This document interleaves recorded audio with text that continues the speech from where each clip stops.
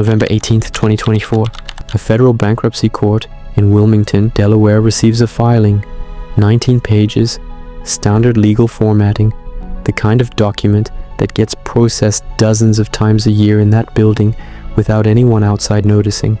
Except this one carried a name that 270 million Americans recognized: Spirit Airlines, the airline that had, at one point, been ranked the fastest growing carrier in the United States, the airline that had pioneered an entire business model that every competitor eventually copied, the airline that had survived September 11th, 2 recessions, a global pandemic, and a hostile takeover attempt, only to be destroyed, in the end, by something far more mundane. One decision, made by one man, communicated in 11 words. And by the time those 11 words finished echoing through the industry, Spirit's fate was already sealed. The bankruptcy filing was just the paperwork. This is the story of how the most disruptive airline in American history dismantled itself, and the man who handed it the tools. To understand what Spirit became, you have to understand what Spirit was never supposed to be. The airline was founded in 1983 as a charter bus company in Michigan. Not a typo, a bus company. It stumbled into air travel almost by accident, pivoting to charter flights in the late 1980s before acquiring a full commercial airline certificate in 1992. For its first decade as a real airline, Spirit was unremarkable. Regional routes, modest fleet, no particular identity. The kind of carrier that existed in the background of the industry, while the giants, American, Delta, United, treated the skies like their private property.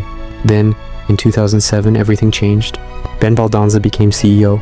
Baldanza was not a typical airline executive. He had no interest in legacy thinking, no reverence for how the industry had always done things, and no patience for the idea that passengers expected comfort as a baseline. He looked at the American aviation market and saw something that almost no one else was willing to say out loud. People did not actually want a good flight experience. They wanted a cheap ticket. Not cheapish, not discounted. Aggressively, almost offensively cheap. Cheaper than they had any right to expect. Cheap in a way that made them feel like they had beaten the system. And Baldanza understood, with almost clinical precision, that if you gave people that feeling, that electric sensation of paying $62 to fly from New York to Florida, they would accept almost anything else you took away from them. So he took away everything. Seat recline, complimentary snacks, free carry-on bags, ticket flexibility, customer service infrastructure, comfort, space, the quiet assumption that an airline ticket included the basic dignities of travel. Gone. All of it. Replaced by fees. Fees for bags, fees for seat selection, fees for printing your boarding pass at the airport. Fees structured so precisely that the base fare was essentially a loss leader. The real revenue was in everything passengers didn't realize they were also buying when they clicked confirm. The industry called it the ultra-low-cost carrier model. Passengers called it something else entirely. But here's what matters. It worked. Between 2007 and 2014, Spirit's revenue grew by over 400%. Its profit margins consistently outperformed American, Delta, and United. In 2012, Spirit posted an operating margin of 16%, among the highest of any airline in the country. Analysts who had dismissed the model as a gimmick were quietly recalibrating their assessments. Spirit was not a joke, Spirit was a machine. And then, in 2013, a publication that tracks global airline satisfaction released its annual rankings. Spirit Airlines ranked last, dead last, among every major American carrier, by a margin that wasn't close. Baldanza's response became one of the most quoted statements in the history of airline public relations. He said customer satisfaction scores were irrelevant. He said Spirit's customers were not buying satisfaction, they were buying price.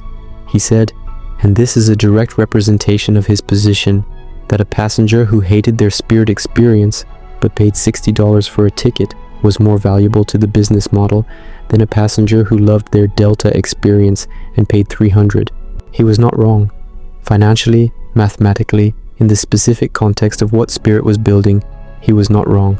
But he had just made a declaration that would define the ceiling of what Spirit could ever become. He had decided, publicly and permanently, that Spirit would never be anything other than what it was Baldanza left as CEO in 2016. His successor, Bob Fornaro, spent 2 years attempting to sand the sharpest edges off the Spirit brand, modest improvements to customer experience, slight softening of the fee structure, an effort to make Spirit less of a cultural punching bag. It didn't move the needle significantly. The brand damage ran too deep. Spirit had spent a decade training the American public to associate its name with misery. You cannot undo that with a new seat cushion. In 2018, Ted Christie became CEO. Christie inherited a structurally profitable but culturally toxic airline operating in an industry that was about to be hit by the single greatest external shock in commercial aviation history. In March 2020, the world stopped flying. COVID-19 grounded the global aviation industry with a speed and totality that no financial model had ever stress-tested.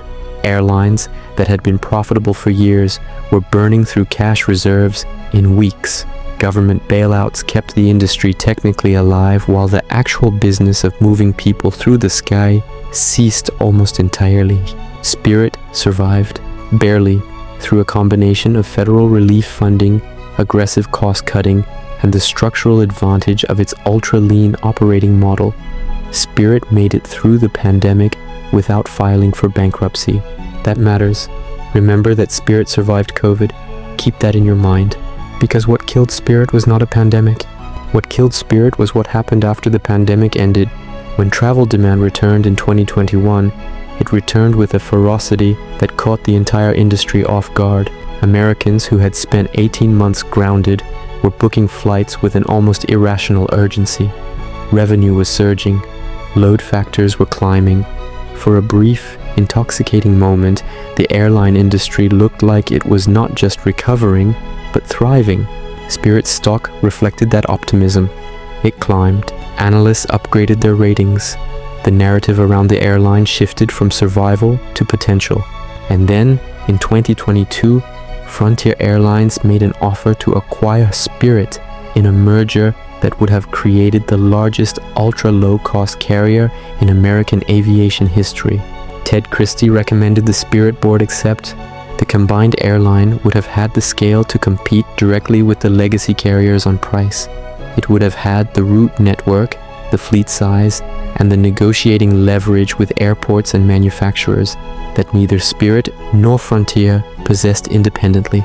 It was, by almost every strategic measure, a deal that made sense. And then JetBlue intervened.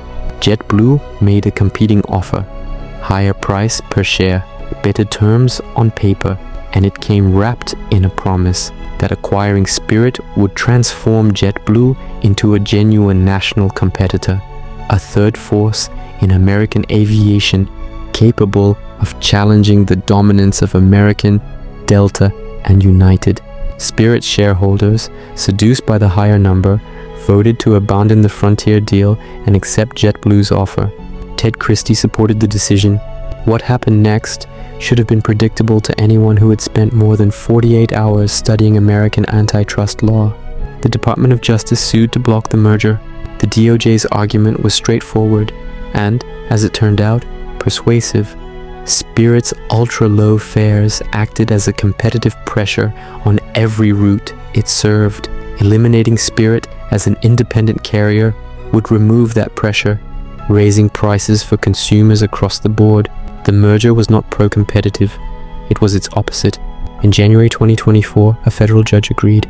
The merger was blocked. Spirit was now stranded. The Frontier deal was dead. The JetBlue deal was dead.